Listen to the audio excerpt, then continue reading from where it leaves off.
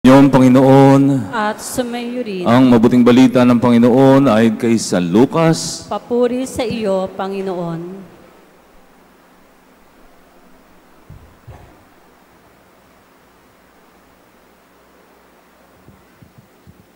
Noong panong iyon, nagmamadali ang mga pastol na lumakad patungong Bethlehem at nakita nila sina Maria at Jose at ang sanggol na nakahiga sa sabsaban. Kaya't isinilaysay nila ang mga sinabi ng anghel tungkol sa sanggol na ito. At nagtaka ang lahat na nakarinig sa sinabi ng mga pastol. Natanim sa isip ni Maria ang mga bagay na ito at kanyang pinagbulay-bulay. Umalis ang mga pastol na nagpupuri sa Diyos at nagpapahayag ng kanyang kadakilaan dahil sa lahat ng narinig nila at nakita na ayon sa ibinalita sa kanila ng anghel. Pagdating ng ikawalong araw, ay tinuli ang bata at pinangalan ng Jesus. Ang pangalang ibinigay ng anghel bago pa siya ipinaglihi. Ang mabuting balita na ating kaligtasan. Pinupuri ka namin, Panginoong Heso Kristo. Una ay babatiin ko kayo ng Merry Christmas! Bakit Merry Christmas? Kasi Pasko pa. We are celebrating Christmas in 8 days. Oktaba, 8 days. December 25 to January 1. So it is still proper for us to greet each other Merry Christmas. It's not yet belated. No? It's still Merry Christmas. At ang totoo, binati ko na kayo ng New Year. Kailan? Nung unang linggo ng Adbyento. Sa kalendaryo ng simbahan kasi yun ang New Year natin. Kaya, if you remember, first Sunday ng Advent, I greeted you, Happy New Year. Okay? So mga kapatid, ngayon, actually, ang pinagdiriwang natin ay kapistahan ni Maria. Mary as Theotokos or the Mother of God. No? Mary as Mother of God. At ngayon ay ikawalong araw, after December 25, ikawalong araw ng batang si Jesus. At alam niyo sa tradisyon ng mga Hudyo, ay pag ang batang lalaki ay sumapit ng ikawalong araw, ang batang lalaki ay tutulian. At sa mga Hudyo, ito ay very sacred. Ito ay very sacred rites. Sapagkat ito ay nangahulugan na siya anak ni Abraham, at siya bibigyan ng pangalan. At ngayon nga, sa ating ebanghelyo, ang sanggol na anak ni Maria ay binigyan ng pangalan at ito'y tinawag na Jesus. No? Jesus. At dati-dati sa old calendar, church calendar, ang January 1 ay Feast of the Circumcision of Jesus. Pero hindi naman tayo mga Hudyo, no? Kaya iniba na, hindi na Feast of the Circumcision of Jesus, kundi Feast of Mary as the Mother of God. At itong title na ito ay very controversial, lalo na sa mga non-Catholic Christian, mga born again, hindi nila ito matanggap. Sabi nila, kayo talagang mga Katoliko, ginagawa niyo si Mariang Diyos. Tawagin niyo ba naman na Mary, the Mother of God? No? Sabi nila, si Mary ay ina ni Jesus na tao, pero hindi siya ina ng Diyos, ina ni Jesus na Diyos. At doon sila nagkakamali kasi pinaghihiwalay nila yung dalawang nature ni Jesus.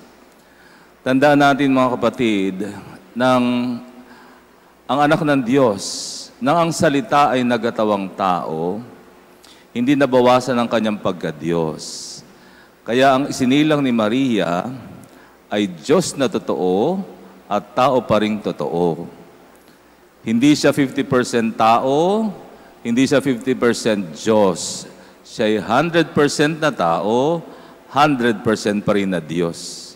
Kaya nga ang isinilang ni Maria isang God-man, no? Isang taong Diyos. Diyos na totoo at taong totoo. At hindi mo yun pwedeng paghiwalayin. Kasi si Jesus ay Diyos na tao, isa. Hindi mo pwedeng paghiwalayin yun. Bagamat dalawa ang kalikasan ni Jesus, no? Pero hindi mo pwedeng paghiwalayin. Pag pinaghiwalay mo, hindi yun si Jesus. At sino ba ang nagbigay ng karangalan na tawagin si Maria bilang ina ng Diyos? Sino ba yung pumili sa kanya na maging ina ng anak ng Diyos na magkakatawang tao? Sino ba ang pumili? Hindi naman ang simbahan. Ang pumili kay Maria, pinili na siya sa simula pa ng panahon. Ang pumili sa kanya ay walang iba kundi ang Diyos mismo. Ang Diyos ang nagbigay ng karangalan kay Maria na maging ina ng anak ng Diyos na magkakatawang tao sa pamamagitan ng kanyang sinapupunan. Kaya ang Diyos ang nagbigay ng karangalan sa kanya na tawaging ina ng Diyos. Hindi ang simbahan. Hindi ang simbahan. Subalit malinaw sa atin na nung si Maria ay nung tanggapin niya ang pagiging ina ng anak ng Diyos na kanyang isinilang, malinaw sa atin na hindi na bago ang kalikasan ni Maria. Nanatili pa rin si Maria ang taong tao gaya natin. Maliban nga lamang siya ipinaglihing walang sala at nanatiling walang sala sa kanyang buong buhay hanggang sa natapos ang kanyang buhay dito sa daigdig. Na? Kaya tama lamang na tawagin natin si Maria bilang ina ng Diyos without making her a God, without treating her like a God because hindi naman siya naging Diyos. Siya nanatili pa rin tao gaya natin. Okay? So sana po naging malinaw yan, no? Bakit natin tinatawag si Maria na ina ng Diyos? Okay?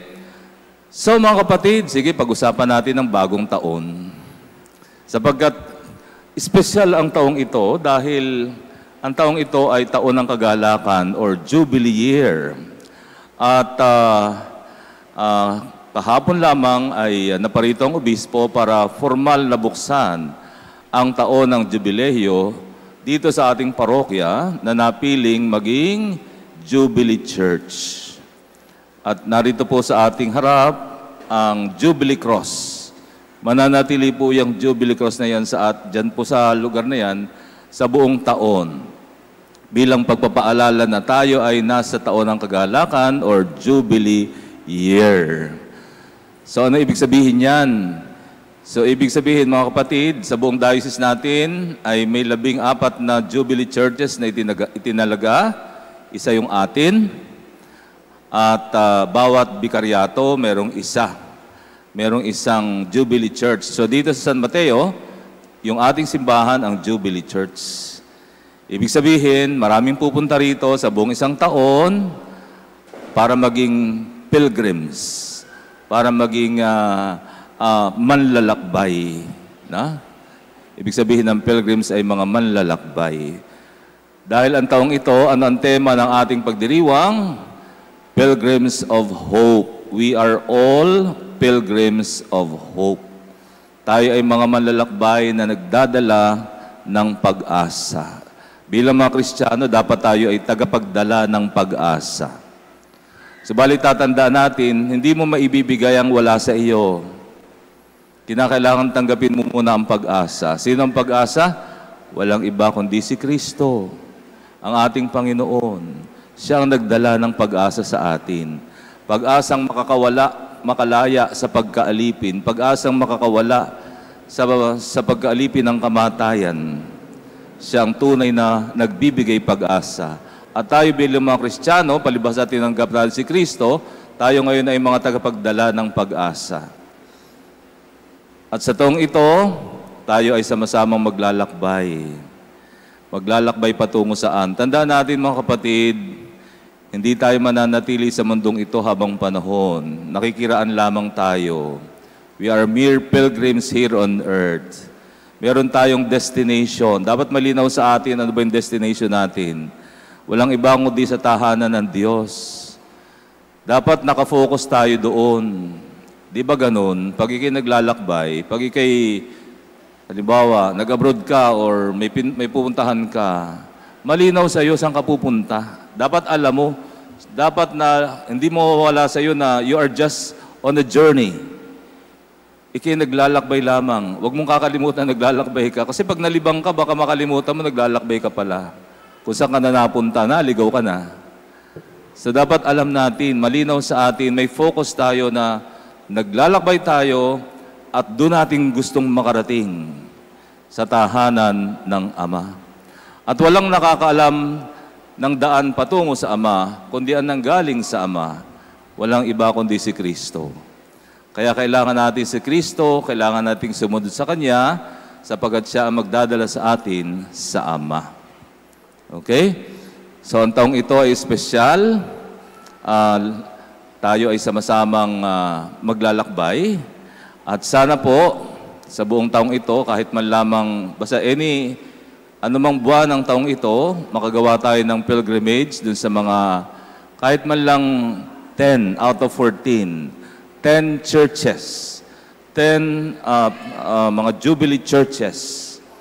At ano ang kapalit na biyaya? Dahil na nga rin sa kapangyarihang binigay ng Panginoon sa simbahan, di ba? Ano man ang ipagbawal mo sa lupa, ipagbabawal sa langit. Ano mang ipahintulot sa lupa, ipahihintulot sa langit. Binigyan ng Panginoon ng simbahan na magtalaga ng mga batas na makakatulong sa sambayanan. Gaya halimbawa ng plenary indulgence.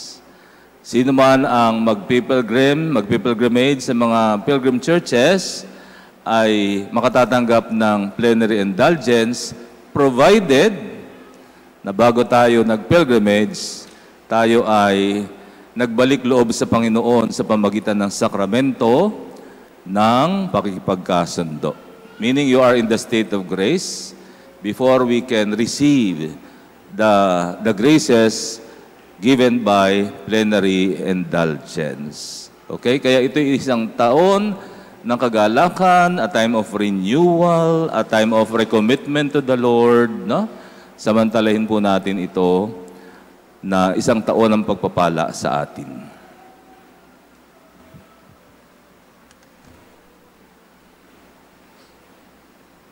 Ngayon pahayag natin ang ating pananampalataya. Sumasambalataya ako